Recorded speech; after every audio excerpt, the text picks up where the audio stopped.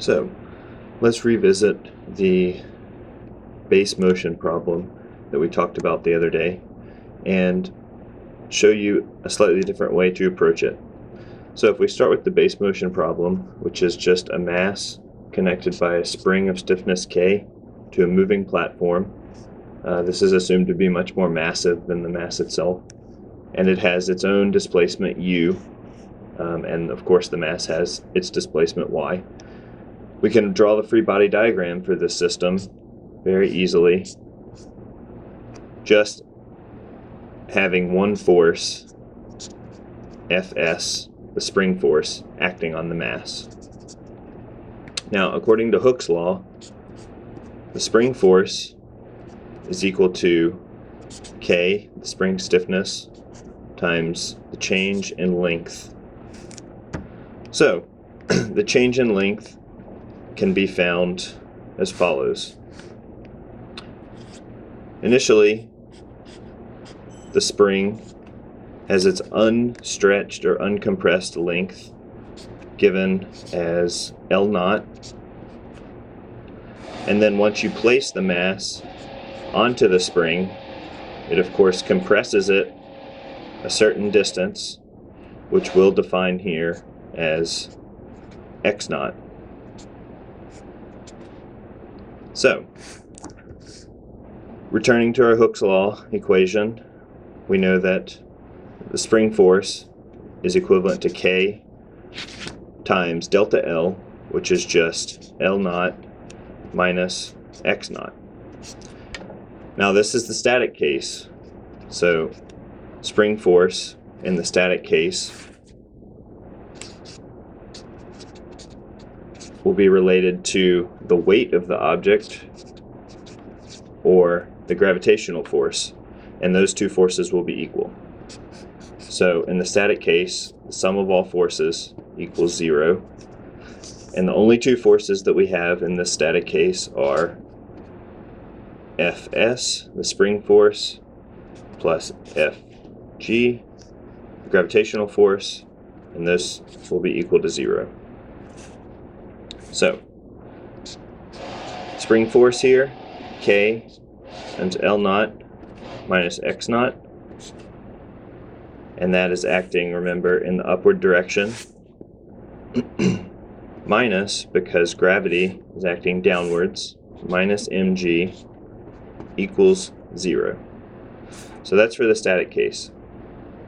Now, moving to the dynamic system, we still have to obey Hooke's law, but we have a different definition for this delta L term here. And we'll find that as follows. Returning to our compressed spring under the weight of the mass, but this time recognizing that both the mass itself, so X position, and the base, U position, are changing. So this new L is equal to X naught plus X, because it would tend to stretch or increase in length if you moved the mass upwards, and then minus U, because if you move the platform upwards, the spring would compress or the total length would decrease. So, returning to our force balance, we can write that, again, the sum of all the forces is equal to mass times acceleration. So here we have spring force, Fs, plus the gravitational force, Fg, is equal to mass times acceleration.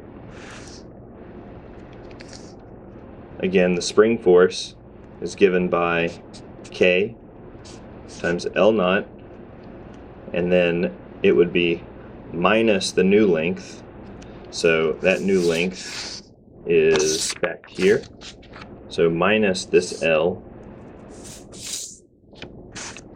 so minus L minus X, and then plus U. all of that times the spring constant, minus mg equal to mx double dot.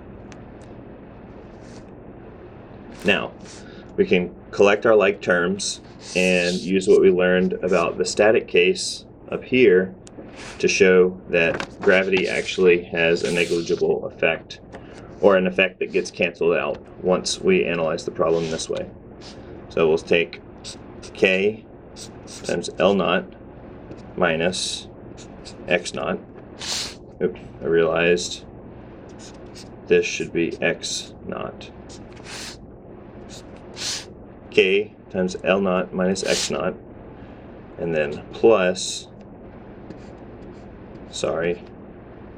minus k times x minus u. And you'll see why I used a minus here in a second. Minus mg equals mx double dot. And now recall from the static case that k times L naught minus x naught minus mg is equal to 0. So these two terms are identical.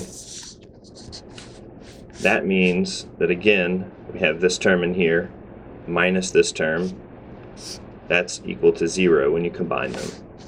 So that finally leads us to the equation of motion for the base excitation problem as mx double dot equals minus k times x minus u. Now this is convenient in this form if you're talking about, say, an automobile driving across a rough road where you know the displacement of the tires and you're interested in the displacement of the vehicle body. But what about if you're talking about, say, a rocket going to space? Defining the position of the rocket relative to the ground doesn't make much sense when you're just interested in the relative displacement between the two.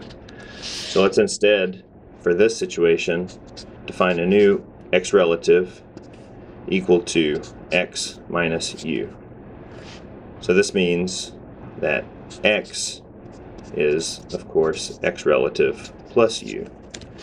Now putting this back into our equation of motion, you can see that m times x double dot, which would be x double dot, is also equal to x relative double dot plus u double dot, x relative double dot plus u double dot.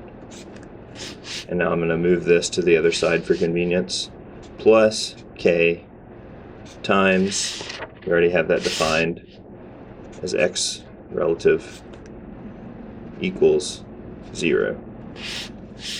Now, a typical form that you'll find this equation in is output on one side and input on the right-hand side. So we'll rearrange it one final time to give us that form, or m x relative double dot plus k x relative is equal to minus m u double dot.